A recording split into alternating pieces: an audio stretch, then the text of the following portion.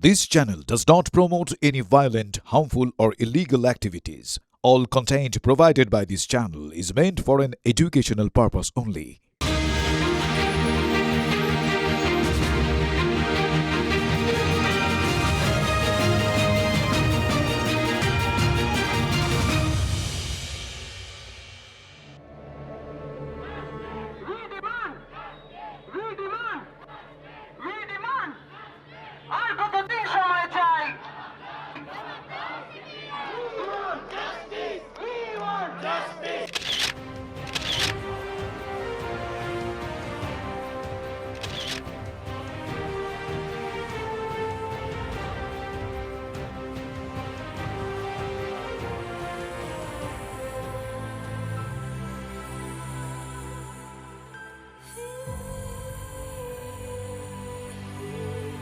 যেখানেই থাকুক ও ভালো থাকুক,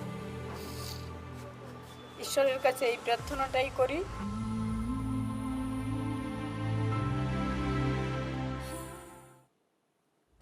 দু বছর আগে আজকের দিনে সরকারি হাসপাতালে কর্মরত অবস্থায় এক চিকিৎসককে ধর্ষণ করে খুনের ঘটনা, আরজি করের ঘটনা, সেই নারকীয় ঘটনা। 2 বছর কেটে গেলেও মানুষ কিন্তু ভোলেনি, কারণ ন্যায় বিচারের দাবি এখনো প্রত্যেকের মধ্যে রয়েছে। তাই আজকের দিনে প্রতিবাদ হলো, রাজ্যের বিভিন্ন প্রান্তে প্রতিবাদে গর্জে উঠল মানুষ। কিন্তু রাজ্যের এক প্রান্তে বাজনাও বাজলো, পুরুলিয়ার পুঞ্চার ভুতাম গ্রামে বাজনা বাজলো। কেন দেখুন।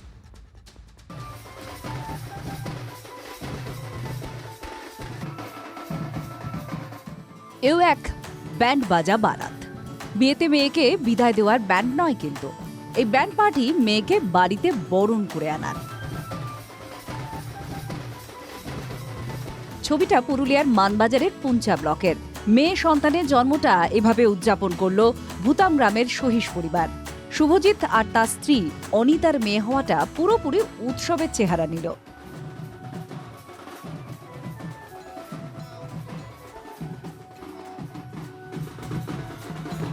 ঢাক ঢোল পিটিয়ে এমন উদযাপনের পেছনে কিন্তু পরিবারের সবচেয়ে প্রবীণ এই সদস্য।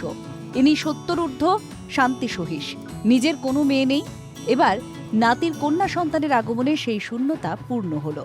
আমার 3টে বেটা, তাহলে আমার বেটি নাই, তাহলে বেটাদের বেটি হয়েছে, তখন আনন্দতে করতে পারি নাই। এখন লাতি বেটি হইলো যখন, তখন লাতিয়ে দেখাইলো আনন্দটা, তখন আমি আনন্দিতে নাচছি। আজ আমার শাশুড়ি মেয়ে পেলো, সেই আনন্দে খুব নাচ গান ফুর্তি সবাই করছি। মিষ্টি খাওয়াচ্ছে? হ্যাঁ, মিষ্টি খাওয়াচ্ছে। আনন্দ শুধু সহিস পরিবারের মধ্যেই সীমাবদ্ধ থাকেনি। বাজনা বাজিয়ে সুসজ্জিত গাড়িতে নবজাতককে নিয়ে আসার পথে মিষ্টি বিতরণও করা হয়। বাবা হিসাবে আমার এইটুকুই দায়িত্ব যে আপনাদের আশীর্বাদে আমি আমার মেয়েকে সুপ্রতিষ্ঠিত করব। আমার মেয়েকে আশীর্বাদ করুন যাতে আমার মেয়ে সুপ্রতিষ্ঠিত হয়। খুব একটা আনন্দ, আমার মেয়েকে আর আমাকে ঘরে নিয়ে এসেছে খুব ধুমধাম করে, বাজনা পার্টি করে। আশীর্বাদ করুন আমার মেয়ে যেমন মানুষের মতন মানুষ হতে। পরিবারের লক্ষ্যে এসেছে। এবারে সেই মেয়েকে মানুষ করার স্বপ্ন দেখছে সহিস পরিবার। ভ্রূণ হত্যার দেশে মেয়ে জন্মানোর এমন উদযাপনই হয়ে উঠতে পারে সরকারি বেটি বাঁচাও বেটি পড়াও প্রকল্পের সবচেয়ে বড় বিজ্ঞাপন।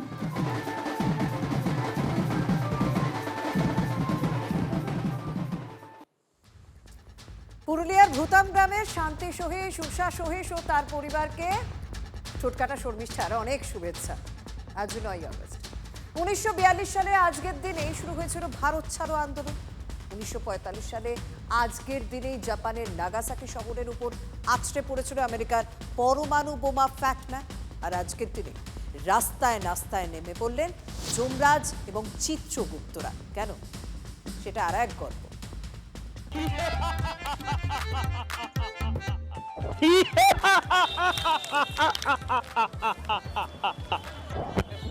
কি ব্যাপার মহাশয়, কোথায় বের হচ্ছে? এইখানে বাড়ি স্যার। হেলমেট কই স্যার? এইখানে বাড়ি, এই তেবাতলে বাড়ি স্যার। কি নাম? দেখো খাতা কি বলছে। আপনার তো বদ অভ্যেস আছে, হেলমেট ব্যবহার করেন না। আমার চিত্রগুপ্তের খাতায় পুরো লেখা আছে। হেলমেট আছে, ডাক্তার দা বাড়ি যাবো। কার হেলমেট আছে? আমার হেলমেট আছে। আর ওনার? ওনার এই তো কালকে স্যার বললাম না হেলমেট কিনা হবে। কবে? কালকে তো স্যার অবশ্যই আজকে বিপদ ঘটলে দুজনকে অবশ্যই হেলমেট পরতে হবে, না হলে সরাসরি আমার যমরাজের রাজ্যে চলে যাবেন। আর এখন বিপদ ঘটলে কি হবে বলেন? আর কোনোদিন আইন ভঙ্গ করব না।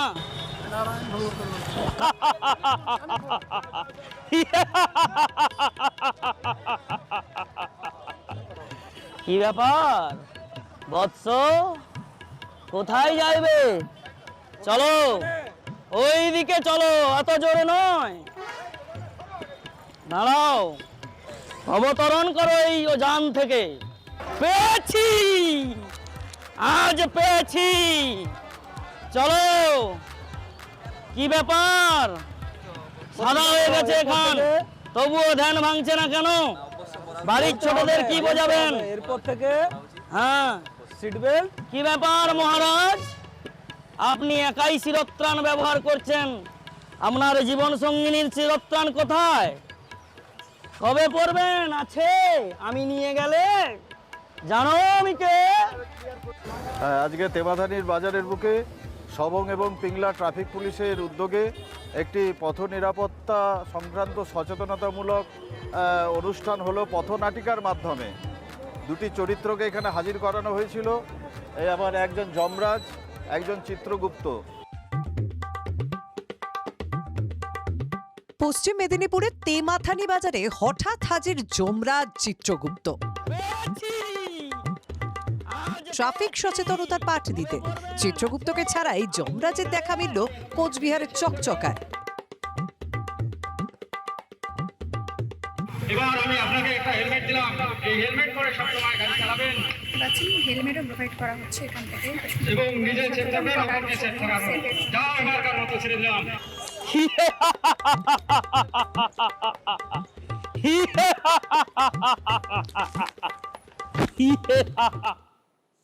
মাঠে নামলেন যমরাজ ও চিত্রগুপ্ত ট্রাফিক আইনের অ আ ক খ শেখাতে। আর রাজ্য বিধানসভার ওয়েবসাইটে আবির্ভূত হলেন শ্রীকৃষ্ণ রাগ ঠেকানোর উপায় বাতলাতে। ভগবান শ্রীকৃষ্ণ তো, আমিও কৃষ্ণ ভক্ত, কিন্তু সরকারি জায়গা বিধানসভা, সেখানে নির্দিষ্ট কোনো ধর্মের আরাধ্যদের এইভাবে রাখা যায় কি রাখা যায় না। শ্রীকৃষ্ণ তো আমাদের হৃদয়ে, কিন্তু এটা কি বিষয় সেটা তো স্পিকার সাহেবই বলতে পারবেন।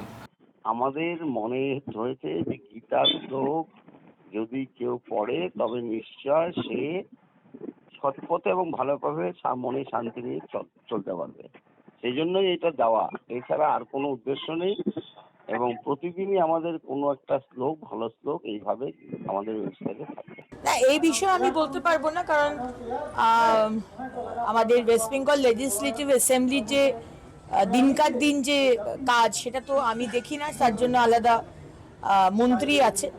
কৃষ্ণ ভগবান, তার কথা, শ্রীকৃষ্ণ ভগবান, তো তার কথা তো আমরা, এবং তার বলে যাওয়া সমস্ত জিনিস আমরা তো সেগুলো বলি, এবং আমরা সেগুলোকে পাথেয় করার চেষ্টা করি, মেনে চলার চেষ্টা করি। তো রাগ তো ক্ষতিকারকই। রাগ যে শরীরের পক্ষে ক্ষতিকারক এটা তো আমরা সবাই জানি। সুতরাং আর রাজনীতিতে তো আরো বেশি করে মিষ্টি কথা বলাটা দরকার মানুষের মন জেতার জন্য, কিন্তু মিষ্টি কথা সামনে বলে পিছনে ছুরি মারা, এটা অবশ্য রাজনীতির একটা অংশ, কিন্তু এটা না করলেই নয়, না করলে হয় আর কি। ক্রোধের ফলে কি হয় সেটা আমরা সকলেই জানি, তো সেই ক্রোধ যাতে আমাদের না থাকে, ক্রোধ থেকে আমরা যাতে সংযত থাকি, সেই বিষয়ে বাণীটা এখানে আছে। তবে এইটার বিশদ ব্যাখ্যা বা কিভাবে এখানে এসছে সেইটা আমি আলোচনা করে তারপরেই বলতে পারবো। আর রাগ কমানোর যদি কোনো উপদেশ বিধানসভার থেকে দেওয়া হয়, আমার মনে হয় ওটা আমাকে দেওয়া হয়েছে, কারণ আমাকে তো বলতে দেওয়া হচ্ছে না। আমি বিক্ষোভ দেখাচ্ছি, মার্শালকে ডাকতে হচ্ছে, ব্যাক করে দিতে হচ্ছে, তাতেও কাজ হচ্ছে না। তারপরে আমি হাইকোর্টে গেছি, মামলা ডিসপোজ অফ হয়েছে, কিন্তু হাইকোর্ট এটা মেনেছেন যে আমি কম্পিটেন্ট অথরিটি অর্থাৎ স্পিকারের কাছে গিয়ে বলতে, মানে আমি, মানে আমার ক্ষোভ, আমার রাগটা, আমার মনে হয় সেটা উনি ওয়েবসাইটেই দিয়ে দিয়েছেন। আমাদের মনে হয়েছে যে গীতার শ্লোক যদি কেউ পড়ে তবে নিশ্চয় সে সৎপথে এবং ভালোভাবে মনে শান্তি নিয়ে চলতে পারবে। সেই জন্যই এটা দেওয়া, এছাড়া আর কোনো উদ্দেশ্য নেই। এবং প্রতিদিনই আমাদের কোনো একটা শ্লোক, ভালো শ্লোক এইভাবে আমাদের ওয়েবসাইটে থাকবে। বিধানসভার ওয়েবসাইটে রাগ কমানোর বাণী দেখে কেউ রাগ করেছেন কিনা জানানি, তবে স্পিকার কিন্তু বলছেন প্রতিদিন একটি করে বাণী থাকবে। কিন্তু আজই দেখা গেল আরো দুটো বাণী, ভগবদ গীতার বাণী আর তারপরেই শ্রীকৃষ্ণ বদলে শ্রীরামকৃষ্ণ। লেখা আমার ধর্ম ঠিক আর অপরের ধর্ম ভুল, এ মত ভালো না বাবা। সবাই ভিন্ন ভিন্ন রাস্তা দিয়ে তো একজনের কাছেই যাবেন, তাই যে নামেই তাকে ডাকো না কেন তাকে মন প্রাণ দিয়ে ভালোবেসো। শ্রীরামকৃষ্ণ পরমহংসদেবের নাম উল্লেখ করে এই বাণী তুলে ধরা হয়েছে। দেখুন, বিধানসভার ওয়েবসাইটে শ্রীকৃষ্ণ বদলে শ্রীরামকৃষ্ণ হয়ে যায়, কিন্তু রাজ্যে সব কি বদলাচ্ছে? সরকার বদলে গেছে, কিন্তু পরিস্থিতি কি বদলাচ্ছে? সরকার বদলে গেছে, কিন্তু দুর্নীতি কি বদলাচ্ছে? সরকার বদলে গেছে, খালি দুর্নীতির পাশের নামগুলো বদলে যাচ্ছে। এই যেমন ধরুন তোলাবাজি, সরকার বদলের পরও তোলাবাজি চলছে, সেটা মেনে নিয়েছেন খোদ বিজেপির রাজ্য সভাপতি। খোলা মঞ্চ থেকে তিনি তার দলেরই একাংশকে সতর্ক করেছেন, বেশ কয়েকজনকে ইতিমধ্যে সাসপেন্ডও করা হয়েছে, তবে পুলিশের হাতে এখনো দেওয়া হয়নি। তারপরও কি ঘটনা ঘটেই যাচ্ছে। এই যে শিলিগুড়ির একটা ঘটনা বরং আপনাদেরকে আজকে শোনায়। অবশ্যই এটা ঠিক তোলাবাজি নয়, বোধহয় তার চেয়েও বেশি কিছু বলা যেতে পারে। শুনুন আগে। মন্ত্রী শঙ্কর ঘোষের দরবারে এবার বিজেপিরই জেলা নেতার বিরুদ্ধে জমি দখলের অভিযোগ নিয়ে সোচ্চার হলেন এক প্রৌঢ়া। হ্যাঁ, আমার জমি আছে হিলকাট রোডে, রজনীবাগানের ভেতরে 1.25 কাঠা জমি আছে। ওটার দাম তো এখন কোটি টাকার কাছাকাছি। হ্যাঁ, তো এখন আমার শ্বশুরমশাই ওটা 1981 কিনেছিলেন। নান্টুপাল এখন বলছেন ওই জমিটা নাকি 1999 সনে আমার শ্বশুরমশাইয়ের সাথে নান্টুপালের মায়ের সাথে একটা বায়নানামা হয়েছিল, সেই কাগজটা উনি কালকে দেখিয়েছে থানায়। বিক্রি কোনো কাগজ নেই, কোনো রেজিস্ট্রি কোনো কাগজ নেই ওনার কাছে। উনি সাবমিট করেছে থানাতে, ভারী থানাতে কালকে, যে ওনার মায়ের কাছে আমার শ্বশুরমশাই 1999 একটা বায়না করেছিল, সেই কাগজটা আছে। কিন্তু আজকে 2026 27 বছরের বায়নানামা কি কোনো ভ্যালিড আছে? তার দাবি এই জমিটি তাদের, এবং এই জমিটি আচমকা সরকার পালাবদলের পর তার বলে দাবি করছেন বিজেপির নেতা নান্টু পাল। যদিও নান্টু পাল এই জমিটি তার পক্ষে থাকা কোনো কাগজ দেখাতে পারছেন না, শুধুমাত্র 1999 সালের একটি বায়নানামা ছাড়া। ফলে এই জায়গায় দাঁড়িয়ে দুপক্ষই থানায় অভিযোগ দায়ের করেছেন। আর আমার মা জীবিতকালীনই বায়না করেছে, আর ওর বাবা জীবিতকালীনই বায়না হয়েছে। ওখানে জমি ওখানে ওরকমই পড়ে আছে, 1 কাঠা জমিতে না আমার বাড়ি হবে না ওর বাড়ি হবে। তো আমিও যখন শুনতে পেরেছি যে 1 তারিখে জমিটা বিক্রি হচ্ছে, পাশে যিনি বায়নানামায় সাইন করা আছে মুন্নি দেবী শর্মা, তিনি অভিযোগ করেছেন যে কি কিরণ রাউত বলে একজন দালাল জমিটা বিক্রি করার জন্য এসছিলেন। মায়ের নামে বায়না, মায়ের নামে, আমারও জমি না। না না না, বায়না নামে জমির মালিক না, আমি বলিও না মালিক। 4বার ওর বাড়িতে মিটিং হয়েছে, মিটিং করে ওরা বলেছে দিচ্ছি দেবো, দামও বাড়াবে বলেছে, আমি তাও রাজি ছিলাম। আমাদের স্মৃতিসৌধ মায়ের নামে করবো, নাহলে পাবো না, করবো না। ওই জমিতে বাড়িও হবে না, ঘরও হবে না, না ওরা করতে পারবে না, আমরা করতে পারবো। জমি দখল করে রেখেছেন, প্রমাণ দেখাক যে আমি গেছি বা তালা মেরেছি বা কিছু, এরা তো অভিযোগ করতেই পারে। মন্ত্রী শঙ্কর ঘোষ বলছেন আইন মেনেই উপযুক্ত পদক্ষেপ হবে। জমির যথাযথ কাগজপত্র যার কাছে আছে নিরপেক্ষভাবেই তদন্ত করে জমি তাকেই ফিরিয়ে দেওয়া হবে। এর সাথে তো রাজনীতির কোনো যোগ নেই, এটা ব্যক্তিগত পরিসরের ক্ষেত্রে বিষয় হতে পারে।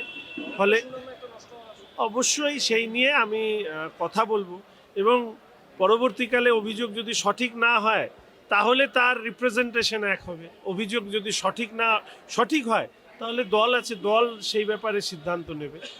এক্ষেত্রে জনপ্রতিনিধি হিসাবে আমার পরামর্শ, এবং এর মধ্যে দিয়ে সবার কাছে আমি বলতে চাই যে নিজেও অন্যায় করবেন না, অন্যায় কাজে সমর্থন করবেন না। মন্ত্রী আশ্বাস দিচ্ছেন আইন অনুযায়ী ব্যবস্থা নেওয়া হবে, তবে শুধুমাত্র তো জমি দখল করে নেওয়া নয়, কাটমানি চাওয়ারও অভিযোগ উঠেছে বিজেপি নেতাদের বিরুদ্ধে, তোলা চাওয়ারও অভিযোগও উঠেছে বিজেপি নেতাদের বিরুদ্ধে। বিজেপির রাজ্য সভাপতির পর পঞ্চায়েত মন্ত্রী দিলীপ ঘোষ তিনিও দলের একাংশকে নিশানা করেছেন, বলেছেন একসময় যারা তৃণমূলের নেতা মন্ত্রীদের আশেপাশে থাকতো, যে সমস্ত দুষ্কৃতীরা, যে সমস্ত তোলাবাজরা, আজ তারা বিজেপির আশেপাশে থাকছে, তাই সাবধান হন। সাবধান হবেন তারা, নজর থাকবে।